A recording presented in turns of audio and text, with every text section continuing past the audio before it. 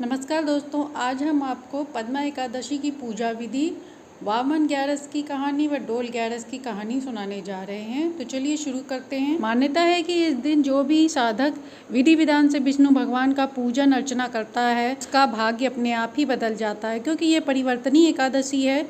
तो इस दिन साधक सच्ची भक्ति और विश्वास के साथ पूजा पाठ करने से वह अपना भाग्य स्वयं ही बदल सकता है। देवचरणी एकादशी से श्री हरि विष्णु योग निद्रा में चले जाते हैं और भाद्र मास की शुक्ल पक्ष की एकादशी पर करवट बदलते हैं। इस दिन को कई नाम से जानते हैं: जलझुलनी एकादशी, परिवर्तनी एकादशी, डोल ग्यारस व वामन ग्यारस के नाम से जानते हैं। मान्यता है कि इस दिन भगवान विष्णु प्रसन्न मुद्रा में रहते हैं। इस अवधि में भक्ति भाव से नियम पूर्वक जो कुछ भी मांगा जाए वह अवश्य प्रदान करते हैं। इस दिन माता यशोदा ने जलाशय पर जाकर श्री कृष्ण के वस्त्र धोए थे। इसी कारण जलझुलनी एकादशी भी कहा जाता है। मंदिरों में इस दिन भगवान विष्णु की प्रतिमा शालिग्राम की पालकी में बैठाकर पूजा अर्चना करने के बाद ढोल नगाड़ों के साथ शोभा यात्रा निकाली जाती है। पद्मा एकादशी को प्रातः स्नान आदि से निवृत्त होकर भगवान विष्णु के वामन अवतार का ध्यान करते हुए उन्हें पंचामृत से स्नान कराएं। इसके बाद गंगा जल से स्नान कराकर कुमकुम अक्षत पीले वस्त्र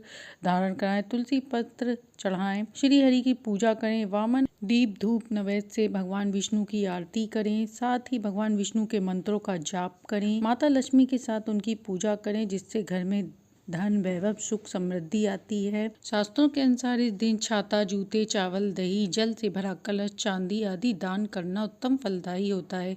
जो साधक इस दिन कथा पूजन नहीं कर पाते हैं उन्हें इस दिन की अवतारों की कथा तथा पाठ करना चाहिए। विष्णु एवं रामायण का भी पाठ शुभ होता है। धार्मिक ग्रंथों के अनुसार पद्मा एकादशी का व्रत करने से वाजपेय का फल मिलता है। आइए सुनते हैं वामन अवतार की कहानी और व्यक्ति की मनोकामना पूरी होती है। कथाएं शास्त्रों के अनुसार महादानी राजा बलि ने अपने पराक्रम से तीनों लोकों पर अधिकार कर लिया था। वह द्वार पर आए किसी भी याचक को कभी निराश नहीं करते थे। एक बार भगवान विष्णु ने राजा बलि की परीक्षा ली। वामन रूप में भगवान विष्णु ने राजा बलि से 3 पग भूमि देने का वचन मांग लिया।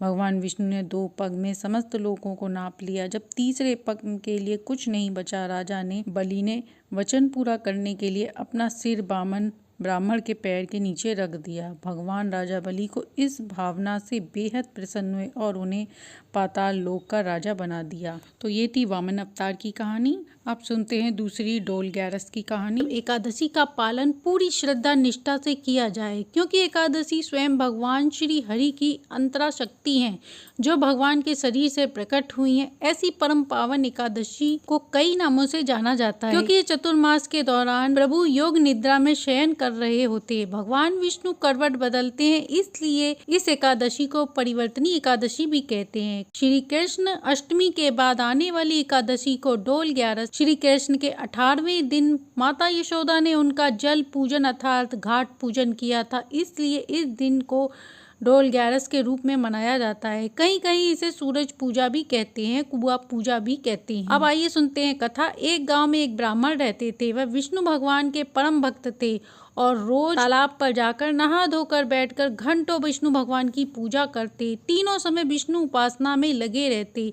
वह वेदों का पारण करते। इसी तरह उनका समय व्यतीत हो रहा था, पर ब्राह्मण की कोई औलाद नहीं थी। वह सोचते कि मेरे पिछले जन्म के कर्म खराब हो गए, तभी ऐसा हो रहा है। उनकी पत्नी ने एक दिन अपने पति से कहा, स्वामी मुझे एक पुत्र चाहिए। आप तो इतने ज्ञानी तेजस्वी हैं, कोई यत्न क्यों नहीं करती। तब ब्राह्मण ने अपनी पत्नी को समझाते हुए कहा, हमारे भाग्य में कोई औलाद का सुख नहीं है, इसे स्वीकार कर लो। यह जगत स्वार्थी है, कौन किसके पुत्र है, कौन किसकी माता। हमारे अच्छे बुरे कर्म ही हमें सिखाते हैं। शायद हमारे पिछले जन्म खराब होंगे, तभी हमें कोई संतान नहीं है। तब ब्राह्मणी शांत हो गई। एक दिन ब्राह्मणी पनघट पर पानी भरने गई तो कुछ औरतों ने उसे बांझ कहकर उसका मुख देखने से इनकार कर दिया, और औरतों ने कहा, आज तो हमारा दिन ही खराब हो गया। सुबह सुबह बांझ औरत का मुंह देख लिया। उस दिन वह ब्राह्मणी उदास होकर ब्राह्मण ने आने पर उसकी उदासी का कारण पूछा तो उसने सारी बात बता दी। तब ब्राह्मणी ने कहा, हे स्वामी, आप दूसरा विवाह कर लें, इससे हमें पुत्र रत्न हो जाएगा। ब्राह्मण ने मना किया पर ब्राह्मणी नहीं मानी। तब ब्राह्मणी ने अपनी छोटी बहन से उसका विवाह करवा दिया। उसकी छोटी बहन धार्मिक प्रवृत्ति की थी, रोज विष्णु भगवान की पूजा आराधना करती, एकादशी व्रत का पालन करती, दान पुण्य व धर्म कर्म में लगी रहती। विष्णु भगवान की कृपा से उसकी छोटी बहन को तेजस्वी पुत्र पैदा हुआ। अब तो उसकी तारीफ चारों ओर होने लगी। ब्राह्मणी अपने आप को